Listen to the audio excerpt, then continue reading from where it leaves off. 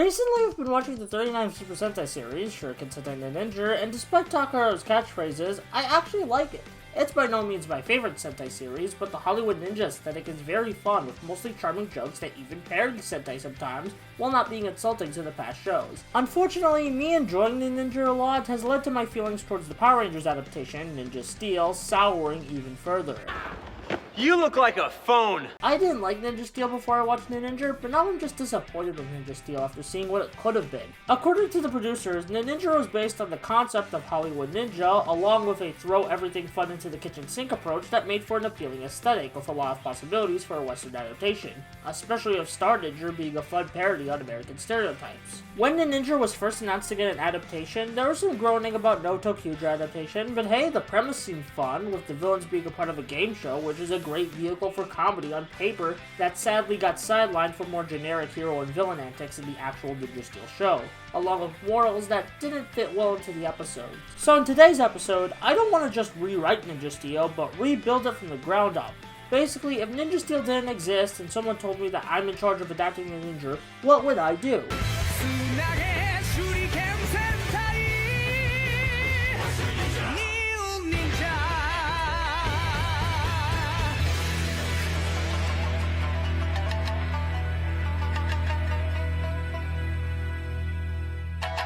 Let's start by getting people hooked on the show. As I mentioned, I love the concept of Ninja Steel's game show villains, but I sadly won't be including them in my version since I'm doing a rewrite from scratch. So how are we gonna hook people into the second ninja-themed Power Ranger show? Well, get a load of this. Brody's a high school graduate who is now free to take on the family business of being a ninja. You see, Brody's parents are members of a ninja clan who must make sure that the villains of the show stay sealed away. However, a member of the ninja clan, who I shall refer to as Lawrence because it's funny to refer to your villains as generic names, sets the villains free and becomes an American exclusive ranger in the process. The Lionfire Shade Ranger. So Lawrence joins of the villains, which include Odious, Ripcon, and other monsters of the week, to do villain things. When all of this news breaks, Brody's dad, who is going to be Mick in this rewrite, hands him the transformation trinkets to become the Ninja Steel Power Rangers. Mick is also an inventor, so he developed these powers in case of emergencies. Also, I don't know where to mention this, but the other Rangers are part of the Ninja Clan as well. So that's my setup for the show, which is pretty standard Power Rangers fare. I'd say the uniqueness of the season comes from the execution. I mean, think about it. If Ninja Storm didn't have the comedic tone, it would be a run-of-the-mill season.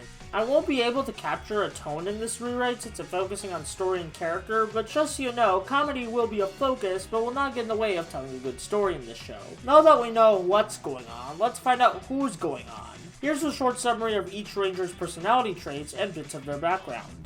Red Ranger Brody is very cocky about his ninja abilities and can get hyper at times, but over time he learns to tone it down. Blue Ranger Preston is a calm high schooler that has conflicts of being a ninja or a magic user thanks to his mom being a magic user and his dad being a ninja, with both being at odds in how to raise him. Yellow Ranger Calvin is an action movie star with one-liners and witty comments to boot. White Ranger Haley is timid with confidence issues because she has the least experience of everyone in the group because her family wasn't born into the ninja clan. And Pink Ranger Sarah is Brody's older sister, who is an expert inventor much like her dad. We are missing our Gold Ranger from the summary, but don't fret, as I'm not gonna just introduce him, but give you a mini outline of the first 8 episodes in my rewrite. This will cover up to the Gold Ranger's introduction, but maybe as a later video I can cover my ideas for the other episodes. So let's recap this non-existent show. Basically everything that happened in the premise happens in these 2 episodes along with Zord introductions. Brody gets way too cocky and thinks he can defeat the entire villain army by himself, but gets a rude awakening when he gets trapped by a monster. This episode serves as the typical learn to work together episode Power Rangers seasons do after their premieres. Preston has an internal struggle on whether to continue his magic or ninja training. I mentioned this conflict in the character bios, but this will be the only episode that focuses on it since I think it would be annoying and repetitive if multiple Blue Ranger episodes were about this. Calvin is stuck at a convention panel and has to find a way to get out while the other Rangers meet Ripcon for the first time. This episode idea could balance comedy while introducing a recurring villain that would help develop Brody's arc and becoming more experienced and smart. Haley starts to have more self-doubt issues about her ninja skills after getting captured by a monster and saved by the Rangers. Much like episode 4, I mentioned this conflict in the character bios, but unlike with episode 4, we're not going to fully cap this arc in this episode. But we are going to have a subplot of Sarah making the Elephant Zord and debuting it in this episode. Sarah suffers from creative burnout when trying to make a new Zord after the first Zord she made was a success. The subject of creative burnout is one I suffer through every week, so it would be nice if a Power Rangers episode could tackle that subject while tying it into the debut of the UFO Zord. An alien, a part of the Ninja Clan, comes back to Earth for vacation and becomes fascinated with modern Earth culture. The alien also decides he wants to fight the villains, so he works with Mick to develop his own Ranger form, becoming the Ninja Steel Gold Ranger.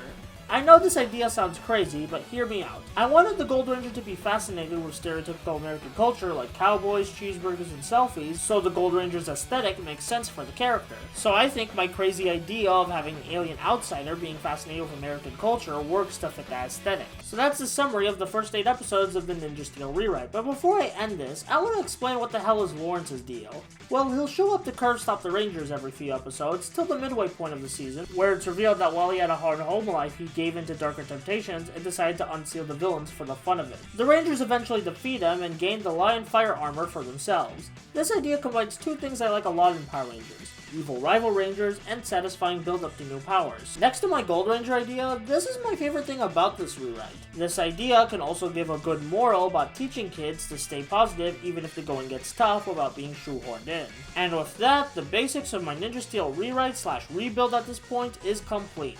I do have more ideas that could fit into a part 2, but I think I got all the big ones out of the way in this episode. Hope you enjoyed these mad ramblings, and remember, if you dislike Ninja Steel more because of its blandness thanks to this episode, I did my job.